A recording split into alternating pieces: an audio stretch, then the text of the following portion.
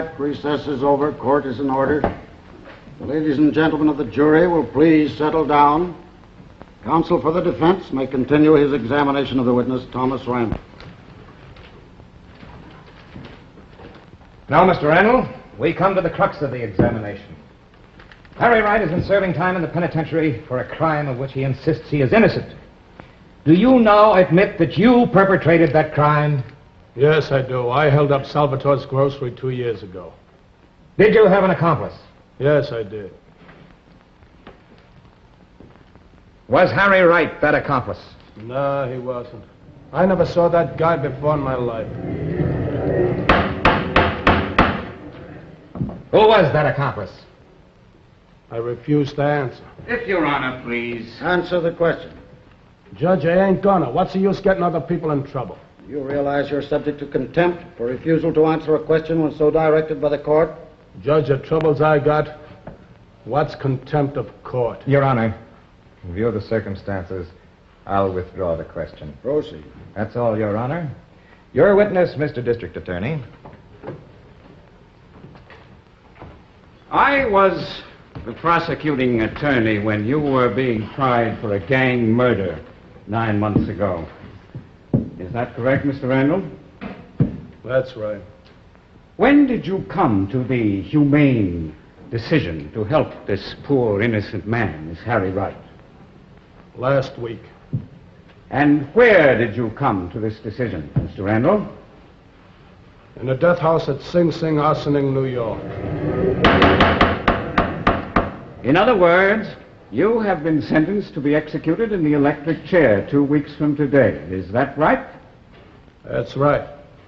And now, Mr. Randall, why did you come to this decision? What prompted you, a hoodlum and a convicted murderer, to suddenly come to the aid and assistance of one of your fellow men? Well, at first I didn't want to get mixed up in it. I didn't want to take that rap if I could avoid it. Then when I got caught up with on this other thing, and my appeal failed, and I was going to get the chair anyway, I figured I might as well clear the guy. That was your only reason? There was one other reason. And what was that, Mr. Randall? This! I promised I'd get him, and I got him. And what are you going to do about it, any of you? I'm going to fly anyway. I can't die twice, can I? I can't die twice. Where'd you get the gun, Randall? Who gave you the gun? He did. Defense counsel, Jeffrey O'Donnell. I promised I wouldn't talk. But why shouldn't I? Why shouldn't I?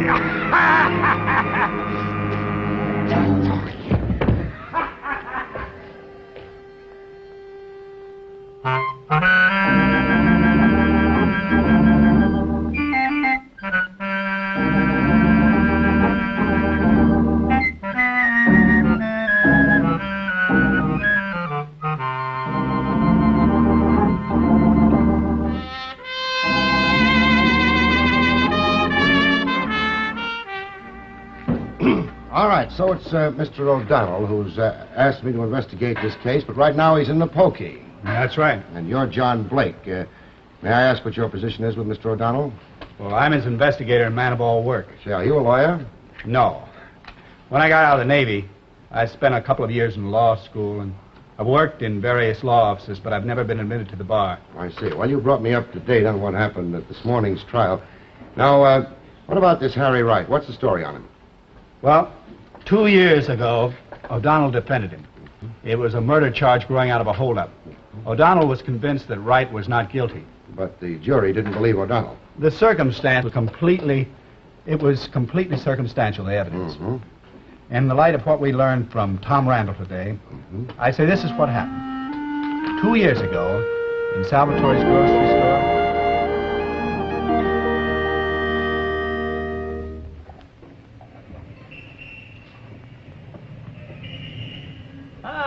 Nice day, nice, beautiful summer day. What you like today, Harry? Huh? I want some olive oil, Mr. Salvatore, and a bottle of wine vinegar. Mama, you get the vinegar, me, I'm gonna get the oil, huh?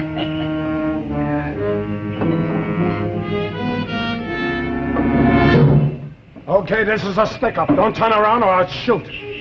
Keep your hands up. High. All right, tap that till.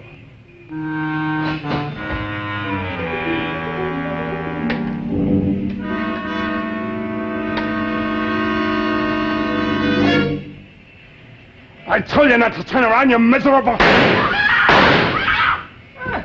Okay, let's get out.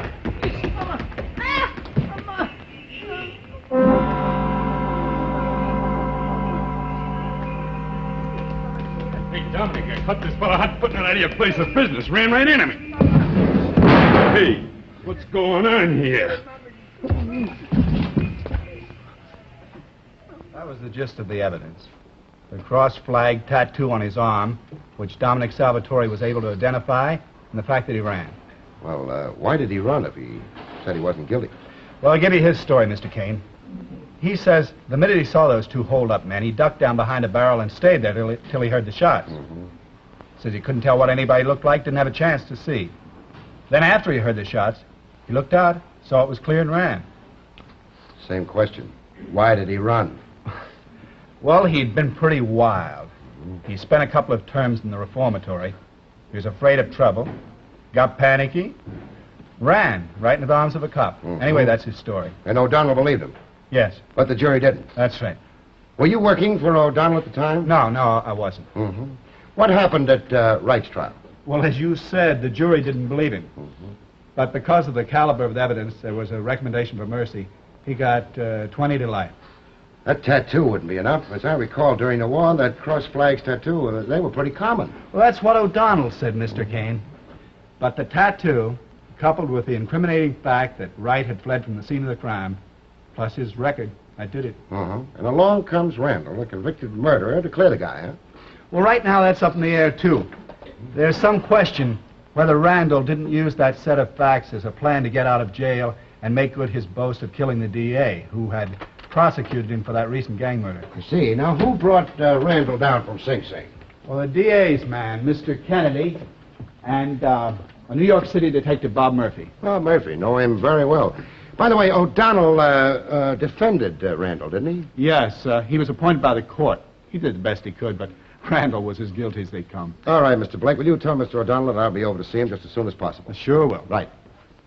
I admit the gun was mine, but that doesn't mean I... Well, why should I? What possible motive could I have? We've got some ideas of our own about that motive angle, Mr. O'Donnell. You and your wife are estranged, and there are rumors around town that Harrison was pretty sweet on her. Oh, that's ridiculous. Now, Mr. O'Donnell, as an attorney, you must admit that in the motivation of murder, jealousy has always played a tremendous part. So far, it's only a rumor, but we're running it down, O'Donnell. What's this about jealousy, gentlemen? Mr. Kane. Better ask your client, Kane. He's all yours. Come on, Sergeant. Yes, sir. Good day. Hello, Mr. O'Donnell. What were they talking about? Oh, I won't dignify it with discussion, Mr. Kane. I'm very glad you could come. The reason I sent Blake down... Yes, I know. You couldn't get out. There's no bail for first-degree murder. Exactly. Mr. O'Donnell, I'm going to ask you a very straightforward question, and as you lawyers say, I'd like a straight answer, yes or no. Shoot. Did you or did you not?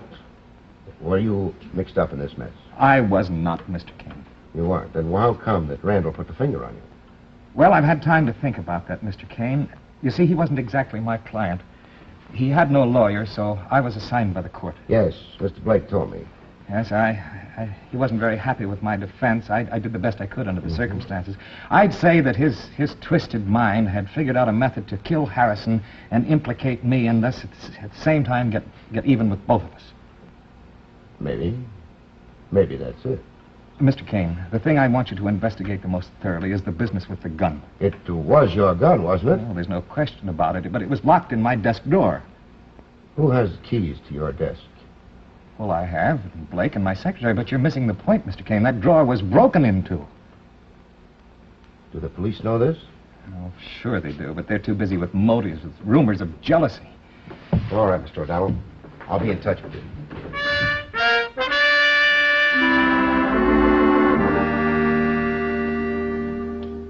There's nowhere he could have stacked that gum.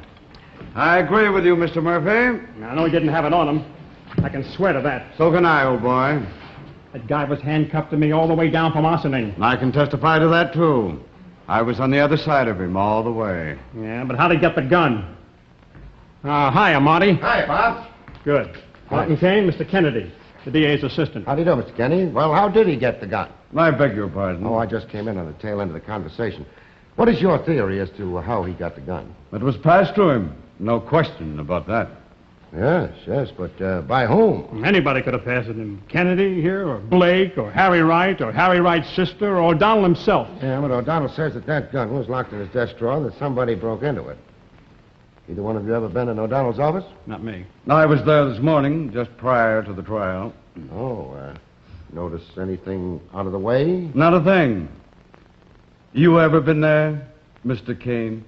No, Mr. Kennedy, but I'm going there right after I see Captain Lennon. Bye, Marty.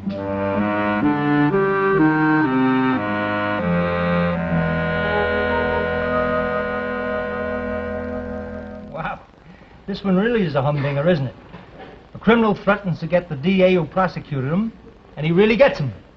Yeah, he got him. But he had a lot of help, though. From whom? From O'Donnell, that's from whom. Why? Why should Jeffrey O'Donnell be mixed up in a conspiracy to get Harrison? Well, we know for a fact that Harrison was squiring O'Donnell's wife about the town. So what? O'Donnell and his wife were separated, weren't they? The convolutions of the human mind are devious, Happy. Jealousy is a potent factor in the perpetration of crime. Oh, all hail the Master Sleuth. Well, Hello, Kane. Any new developments, Master Sleuth? Not for me. Anything new, fellas? Well, it's no longer rumor, Mr. Kane. We know for a fact that Harrison and Mrs. O'Donnell were very friendly. Well, that doesn't make O'Donnell a murderer, does it? No, it doesn't make him a murderer. However, we've got motive. We've got the fact that it was his gun. And we've got the testimony of Randall that O'Donnell slipped the gun to him. Now, what more do we need? Faith. O'Donnell's a good man. He's an honest lawyer. Has been all his life, and you know it. Could be. Where are you going? I'm going to go to O'Donnell's office. You have to see Judge Peters in his chambers, Captain. I know that. However, we're still a little early. Let's have a few minutes conversation with O'Donnell in the meantime. Whatever you say, Captain. So long, Happy. See you, Hap. Come on, Sergeant. That's it, Mr. Kane. No question, but that drawer was broken into. When did you first notice it? Well, this afternoon, after Randall accused O'Donnell. Uh-huh. That desk drawer was all right yesterday. Anybody in here this morning? No. Kennedy says he was. Oh, yes, but that's Kennedy, the DA's man. What was the purpose of his visit? Well, he got here before court opened. There were some aspects of procedure to be discussed with O'Donnell. I see. Was he in here alone, even for a minute? Well, as a matter of fact, he was. We had a client, and O'Donnell and I went to the anteroom to talk with... Oh, Mr. Kane, you can't think that Kennedy had anything to do with this? I'm not thinking now, Mr. Blake. I'm just getting together facts. Anyone else have any occasion to come in here thereafter? No. We had that Harry Wright hearing in court this morning. It wasn't until after that they discovered this drawer. I know Jeff O'Donnell as well as any man in the world. He had absolutely nothing to do with the murder of District Attorney Harrison. I had absolutely nothing to do with the murder of District Attorney Harrison. Is that clear? Yeah, it sounds perfectly clear, Mr. O'Donnell. But don't forget, we are police officers, and we're no longer dealing with rumors. We know for a fact that Harrison was going to get married just as soon as your divorce from your wife became final. My wife had every reason on earth to do just as she pleased. But the facts, sir, as a jury would hear them, disclose motive, weapon, opportunity, and the testimony of an accomplice. Now, you're a lawyer, Mr. O'Donnell. How does that sound? Well, it doesn't sound good. All right, now why don't you break down and talk? You're right square up against it, and you know it. Is that all, gentlemen? It's all for now. Then I'll thank you to permit me to return to the welcome privacy of my cell. Everybody to their own taste. Only I'd advise you to get used to it, Counselor. Because I've got a feeling that you and jail cells are going to be in close proximity for a long time to come.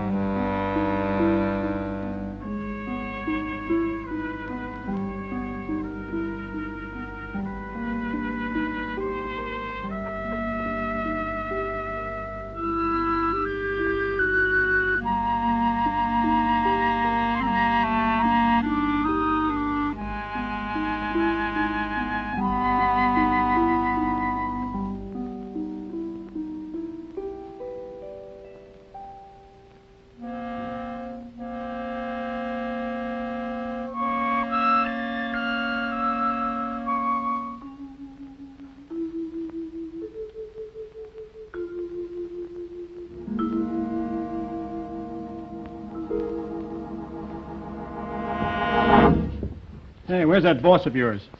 When a captain of homicide and a justice of the Court of General Sessions are in conference in the chambers of said justice, who are we to be critical of the passage of time? One thing about you college guys on the force, you're all alike. That has a significance, I presume? You see, it presumes like this. When one little word can take the place of 12, you guys use the 12 words anyway. No. Well, as of now, you are the fall guy. You were supposed to bring Randall in. You were in charge. What was I supposed to do when I was in court, Captain? Sit in his lap? Well, something better break in this case pretty soon. Because if it doesn't, you are going to be right back in uniform, carrying a nightstick, pounding a beat up near Van Cortlandt Park. Oh, where's Martin Kane? Where's good old Martin Kane? Dr. Britt, you say that you're a plastic surgeon? That's right. May I see a sample of your work? That is, if it's all right with you. Of course, Mr. Kane. This is all before and after. The page on the left is the original features, and on the right, the same features after the operation. Do you always take pictures of your patients before and after operations? Usually, yeah, but not always. Doctor, is that all you specialize in? Is just nose jobs? Oh, of course not, Mr. Kane. My work entails every part of the human body. Doctor, there's a couple of questions I want to ask you, and you'll have to think back quite some time.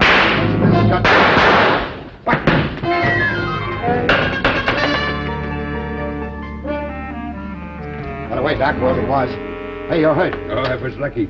It just grazed the flesh. Would you get me the antiseptic and bandages from the cabinet, please? I'm going to get you out of here, Doc. I'm going to put you in a hotel. If you stay here, you'll be in danger. We can talk there. And believe me, Doc, you've got a lot of talking to do.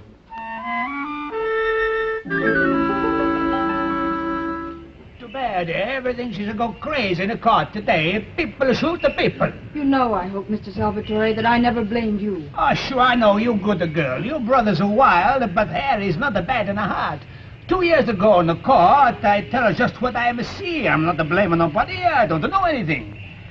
Mama, she's been dead a longer time now. 2 long years.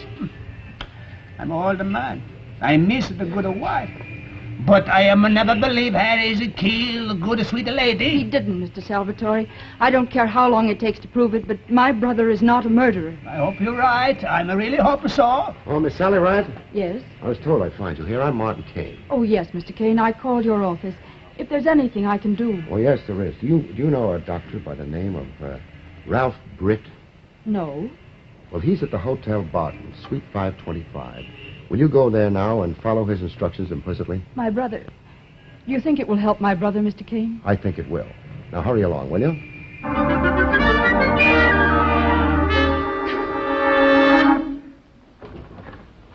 Hey, how goes it, Sergeant Ross? When the suspect is a famous criminal lawyer, how do you expect it to go? Let me have a pouch of Old Briar. Right you are, Sergeant. Old Briar, the master mixture of rare flavor and aroma. The rarest of them all, Happy. I bet it is. Thank you very much. Oh, not going so good, huh, Captain?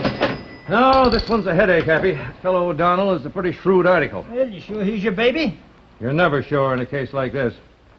We're trying to make him believe that he's our baby, so he'll break down and talk. But just between ourselves, Happy, this case has got more holes in it than a sieve. Hello, hello, hello. Okay. Uh-oh.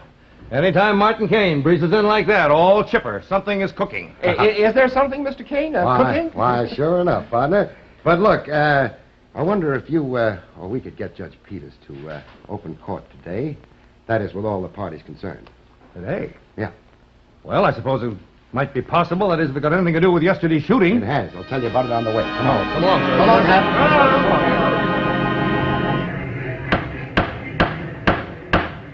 Courtroom will come to order.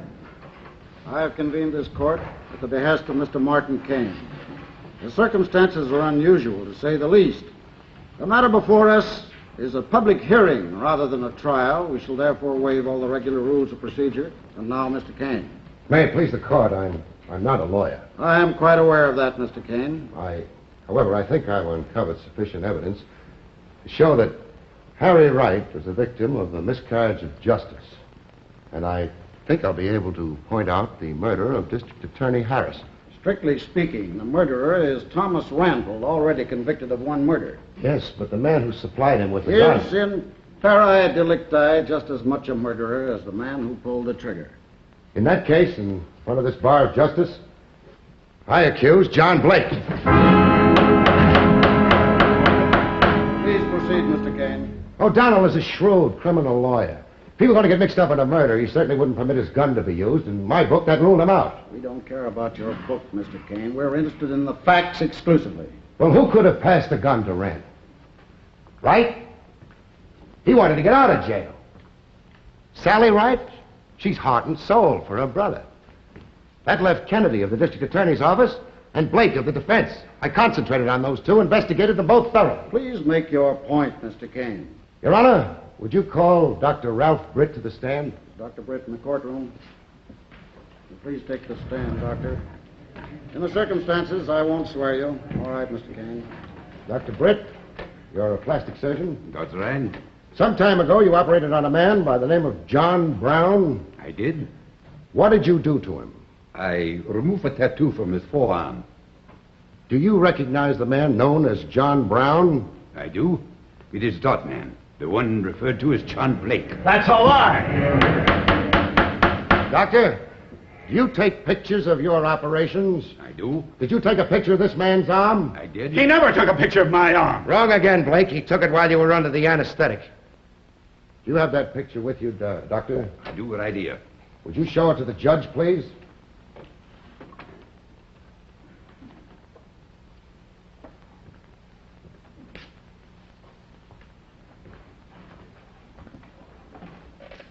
Yes, that's a eater for sure. You want to look at it, Mr. Blake? Care to look at it? Go ahead. All right, let's get it over with. I'll tell you about it. Step down. Take your stand, Mr. Blake. I've been wanting to get this off my mind for some time. 10 years ago, when I went into the Navy, a lot of the fellas had tattoos like that made. Like Harry Wright's? Yes, it was exactly the same. When I got out of the Navy, I went to law school nights, and I worked for a lawyer during the day. It was through him that I met Tom Randall. He was nothing then. He was a small-time hoodlum. He propositioned me for some easy money, and I fell for it. He and I held up Salvatore's grocery. Please proceed. He shot that woman in cold blood, killed her. And the wrong man was arrested for being mixed up in it, and I was afraid to say anything. All right. Now continue with your story.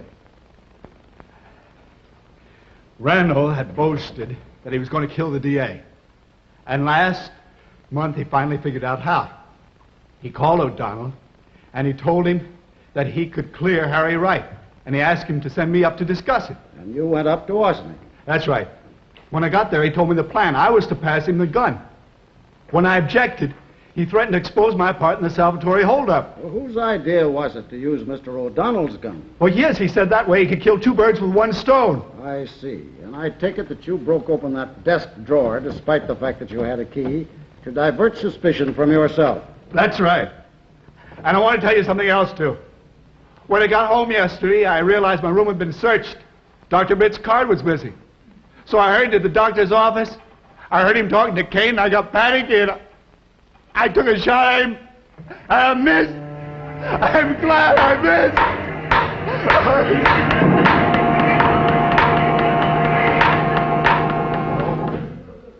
And that it was the legislature going to pass a bill to compensate Harry Wright. But, Marty, I understand that there was more to the part played by Dr. Britt than appears on the surface. Oh, he cooperated in a little ruse, and it worked. A ruse?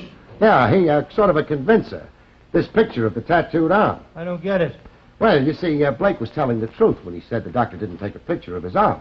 Yeah, but the doctor said that he took the picture of Blake when he was under the ether. Oh, no, the doctor's a very ethical man. He wouldn't take a picture unless he asked his patient first. All right, so I'll bite. Whose picture is it? Well, this is the tattoo that's on Harry Wright's arm. This is Harry Wright's picture. You see?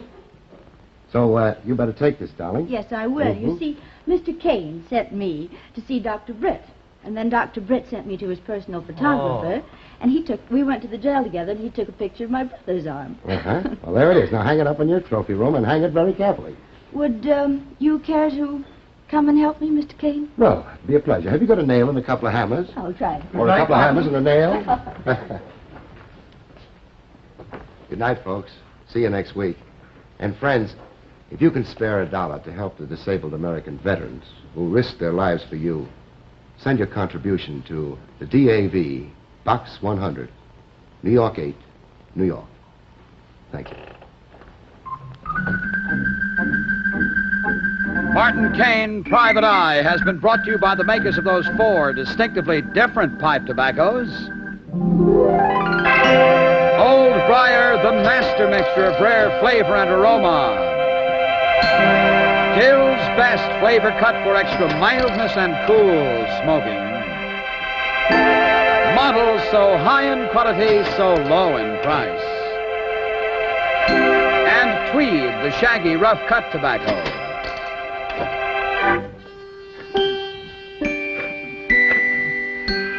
One of the 4, just right for your tobacco taste.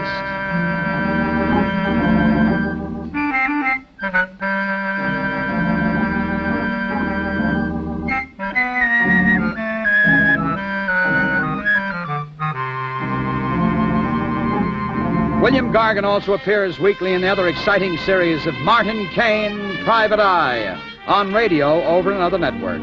Check your local newspaper for time and station.